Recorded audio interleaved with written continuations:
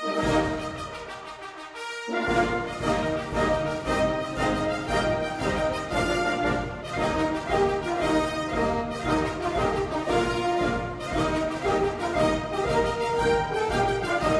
week in Limbourgeois, het tweede en laatste deel van een bezoek aan kunsthandelaren in New York, die zich voorbereiden op de beurs TFAF Maastricht.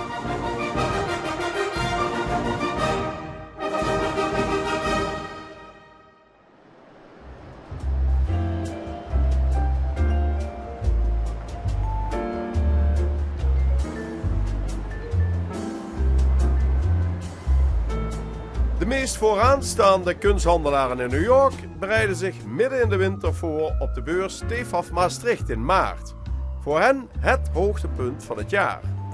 In deze aflevering een bezoek aan een galerie in modern design en een handelaar die al generaties lang in antiek doet.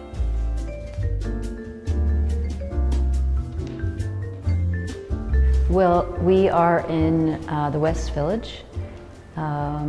On 12th Street between 5th and 6th Avenues. We've been here in this space only a year. We were in Chelsea for 10 years and we built this space recently and moved in last fall. We specialize in French post-war designs between 1950 and 70s. And you will be bringing some of that material, some of those objects to the TFAF in March. Sculptures from César and a section of furniture for representing 1960s in Paris. Is it your first time at the TFAF? No, this is our 4th year.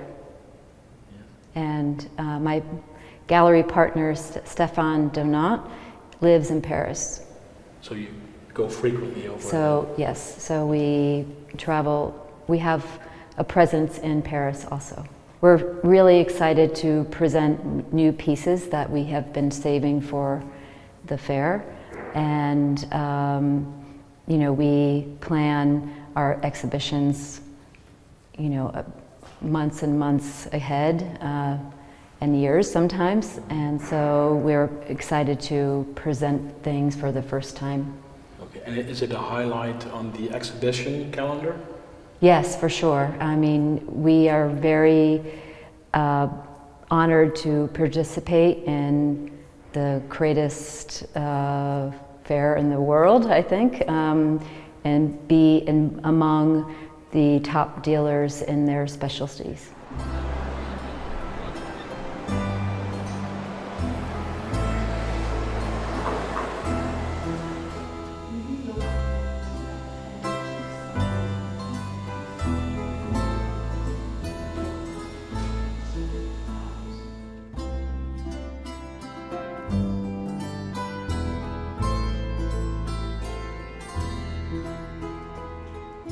Yes, I'm Michelle Beanie. I am a third generation antique dealer specializing in European porcelain. My grandfather actually started the antique porcelain company immediately after the war in England. He was called Hans Weinberg, and he founded the antique porcelain company in London, in Bond Street, in 1945. He then moved to New York in 1957. And opened a gallery in Zurich in 1973. Never worked with him. He died before I had been grown up and graduated from university. But my mother then inherited the business from him. And I studied law first in London, qualified as a solicitor, but then immediately came to New York to work. And that was in the early 80s? That was right in 1980, and my first job was working in New York for Nelson Rockefeller, who had left public service. He'd just finished being Vice President of the United States and wanted to dedicate his life now to his art collections. And my family were friends of his, and so he asked me if I would come and work with him using my law degree and my what was then a very modest knowledge of the decorative arts and the fine arts to help him. And sadly, he only lived for 1 year after employing me, and he died very young, age 70. And then I went to work for my family's business, and in 1987, I started a business on my own as Michel Bini. And here we go, 30 years later. And in the 30 years, you've been to the TEFAF in Maastricht several times. Yes, I think that will be my 14th year participating at the fair. And what makes it special, the TEFAF fair? Is it special? Yeah, it is special, and it's special in that, I'm probably going to repeat what so many people say, what's unique about it, it is in an area where everyone who comes there is focused and concentrated on art. So for the few days that they are there, the public comes just for the love of fine arts, decorative arts, from ancient to contemporary.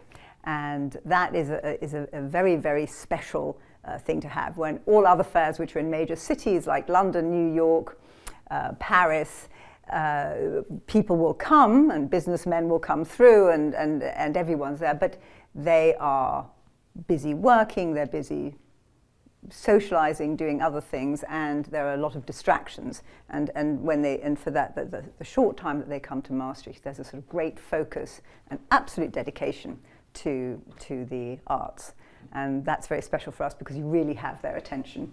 And geographically, is Maastricht also? Well, geographically it is interesting. Perhaps not from everyone's point of view. Personally, it's a very good place for me because when I exhibit there, as opposed to London or New York, which are the other fairs that I do, I managed to attract and meet a lot of collectors from all over Germany, from the Netherlands, from Belgium, from France, from Switzerland, from Italy, and they are able to drive there and come for a weekend in ways that they won't do for London and New York. So there, so many of the collectors are people that I never see during the rest of the year, but we'll just meet them in TEFAF and Maastricht at that time of year.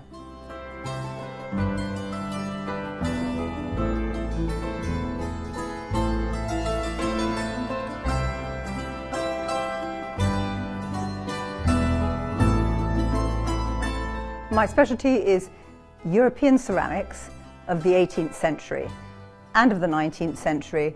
But just European. So I don't deal in Chinese or Chinese export porcelains, and I do not deal in English pottery, but I do deal in English porcelain, continental porcelain, and European faience as well.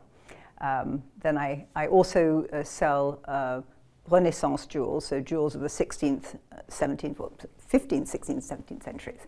Yes, and I also now have further developed my speciality into dealing in some contemporary studio ceramics and glass, mostly representing living American artists. That's relatively new. That's relatively new. That's in the last 4 years. And this is your gallery. Is this also the place where you live? This is the place where I live and work. Yes. So that must be fantastic. Yes. So it's very easy. It's a very easy commute to work. On the other hand, it also means that you're never off duty.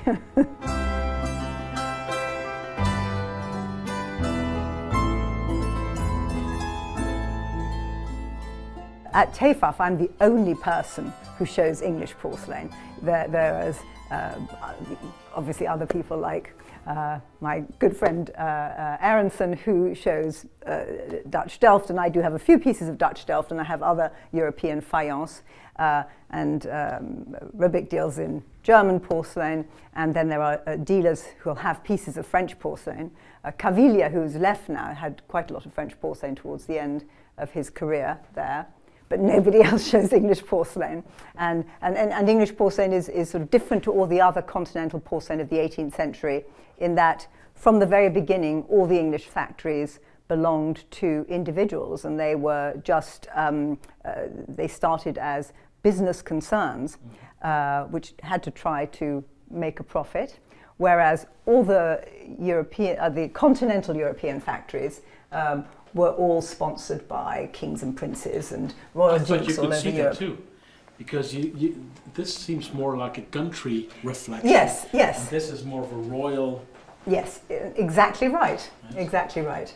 So, so yes, it's immediately apparent. Glorification of the country life. Glorification of country life. You're quite right.